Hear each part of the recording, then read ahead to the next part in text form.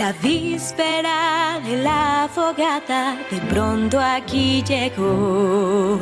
Un cuento que escuchaste ayer y hoy eres aún mejor.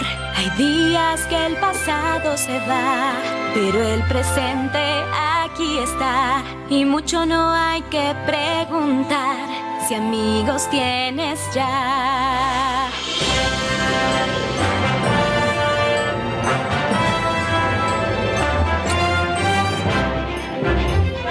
Tiempo es de celebrar. El día de la fogata llegó. Todos juntos celebrar. El día de la fogata llegó. No hay que